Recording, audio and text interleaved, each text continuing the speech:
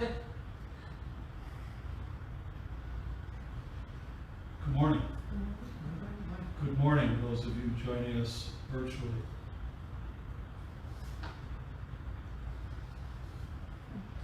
So today we began again to do Kinyan, which I wasn't here to experience, but just quickly understand this is how we'll be doing Sundays from now on. If there's any concern or questions about it, we should talk about it. But this is the traditional form. We have more time on Sunday, and it's what we've always done before the plague came. So we're beating the plague back. That's right. We got the Dharma Kiyosaku stick out, pounding on the plague.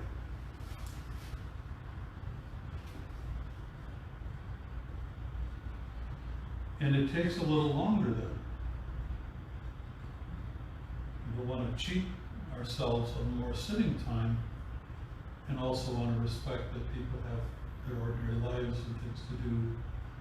So maybe play with the time a little bit. I think you cut the Kinyan pretty short today, which is fine. I think we have to play with time, so we're not here till 10 o'clock. Unless I get really rolling, and I'll just talk about that. Someone mentioned last week in a passing comment that I picked up on about the Eightfold Path. Remember somebody saying that? Somebody. And so I brought in some material just to skim through with y'all. God, I said y'all. Was. Y'all once. The Eightfold Path was designed 1,000 years ago. It was largely a monastic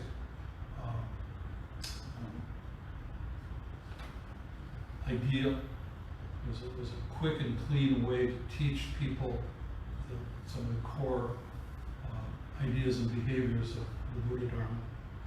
It's typically, and if you look it up, you'll find all sorts of different versions, but it's typically broken up into 3 sections. The first 3 elements of the path are called Shila, or conduct, right conduct, morality. The second 3 are the meditative components, dhyana. And the final 2 are the prajna components, or the insight, wisdom, insight components of the Eightfold Path. The first 3, the morality or conduct components, are right action, right speech, and right livelihood. Pointing people in the direction of right speech, right action, and right livelihood to increase or perfect our awareness of these things. The second 3 are the dhyana, the meditative components, right effort, right mindfulness, and right concentration. Effort, mindfulness, and concentration. The dhyana, the meditative elements of the Eightfold Path. And the final 2 are the insight or wisdom components, prajna, is the term that I'm familiar with, which is right view, right concentration of thought, right view. And we have a version of the Eightfold Path in our sutra book that we don't really have time for today, but we'll get to that. Maybe next week we can go through that. The way to achieve nirvana was through the Eightfold Path, said the Buddha. And I'll just read through this for us. Right understanding means an understanding of the Four Noble Truths. Thus it can be seen that Buddhism relies more upon an attempt to understand the world than to simply have faith in scripture or revelation. It's about experiencing the truth, experience your life fully. Not because some book says apples are green. Really see what apples are. Right thoughts involve the idea of placing the principle of renunciation above material indulgence. thinking well of people rather than thinking badly about them, and thoughts of peace rather than violence or cruelty. That's the second piece is right thoughts. Read that again. Thoughts involve the idea of placing the principle of renunciation above material indulgence. Thinking well of people rather than thinking badly about them, and thoughts of peace rather than of violence or cruelty. Right thought. For some, it's a challenging time to maintain right thought. Third one is right speech. That involves refraining from lying, slander, gossip, etc. To tell the truth, to be honest. In contemporary parlance, I see that as being both an external and an internal job. I'm going to tell Shunya my truth about me, my internal experience, the struggles I have in my life, the questions I have about how things are going. It's not just about not lying about Kate. There's a lot of lies I could tell about. But you see, it's an inside in and outside experience. You tell my truth. And tell it skillfully. Upaya, skillful means. If my truth is that Kate is the worst human being I've ever encountered in my life, that's not exactly telling the truth, that's a judgment. It's not true. That's quite an accomplishment, though. Okay, you're free to go.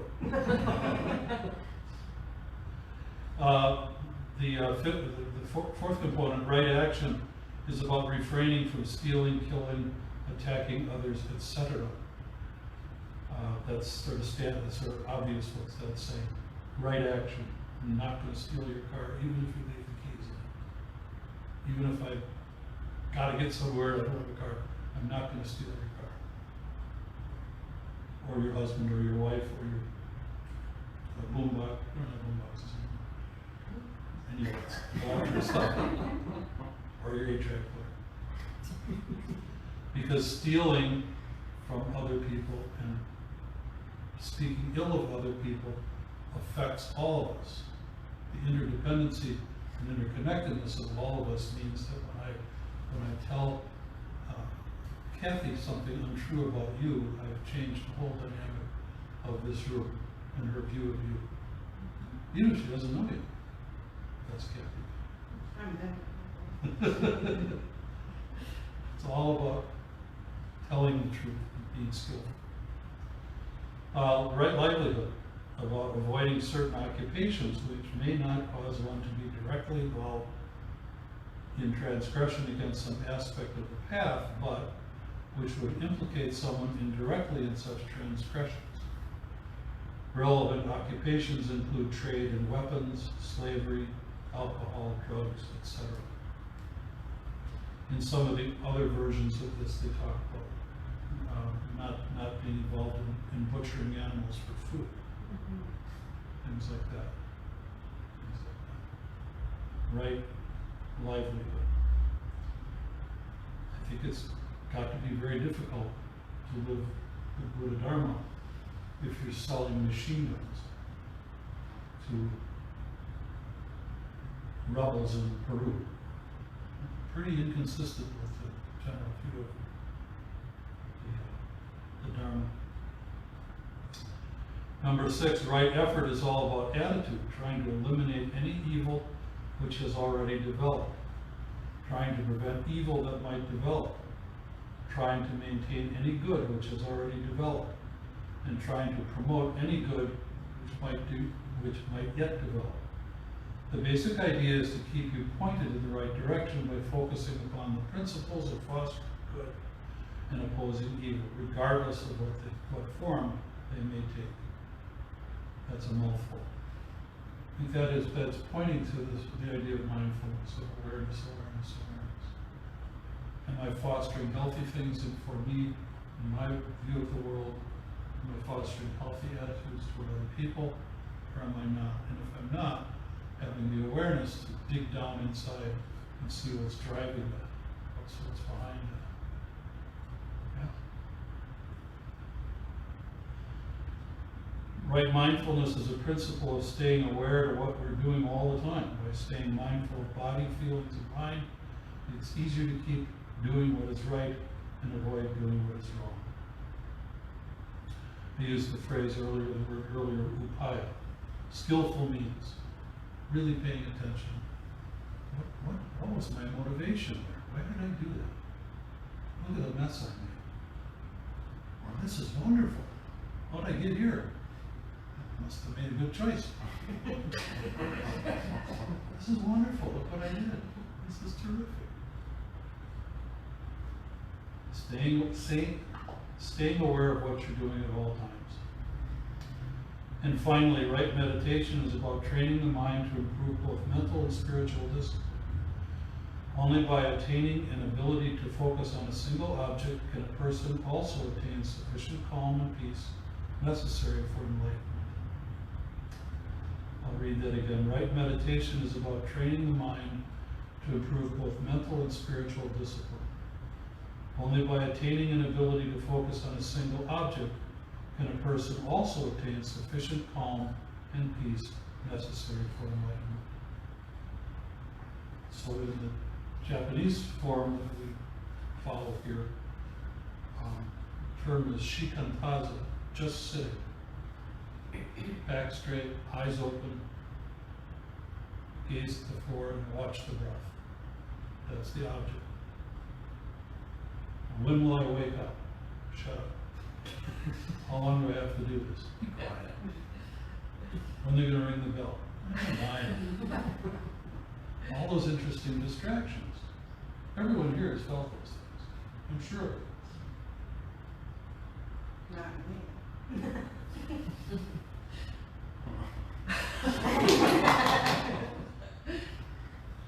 To stay single pointed, to be aware of your breath, to be aware of the general aura in the room. So when we get up and leave and come and go, you're conscious of it, of course. Don't want anybody slipping into a coma. But it doesn't distract the breath a bit. It doesn't distract the rhythmic breathing and following the breath in and out. Oops, Shunya's coming back in. You've got to look around. You know she's coming back in. Stay with it, stay with it, stay with it. Sensible? So that's all you have to do.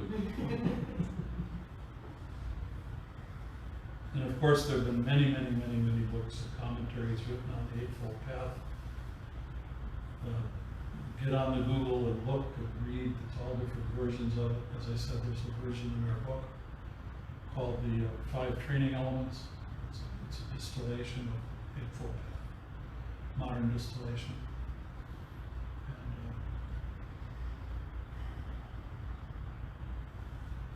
Can I speak?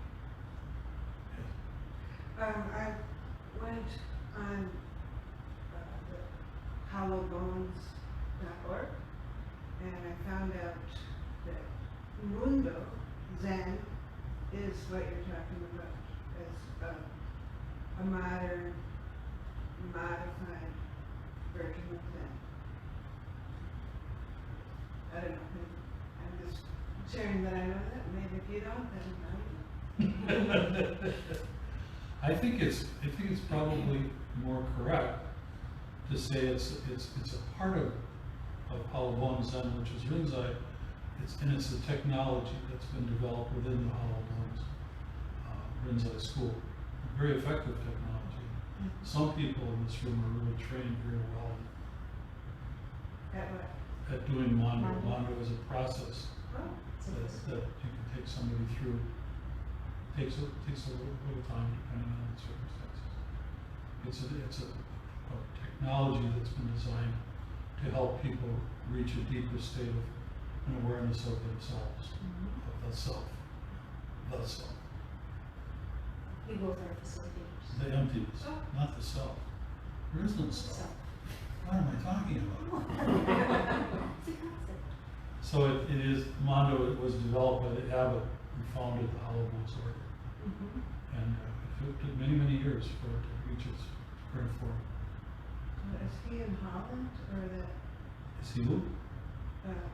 John Poe, or is that Jim Pope, yes, he lives in Appleton. Appleton? Oh, Right down the road. yeah, that's Holland. He was, he has a very interesting story, to say the least. Is that Dennis? Yes, he moved to Appleton 9 years ago after living out west most of his life. Oh.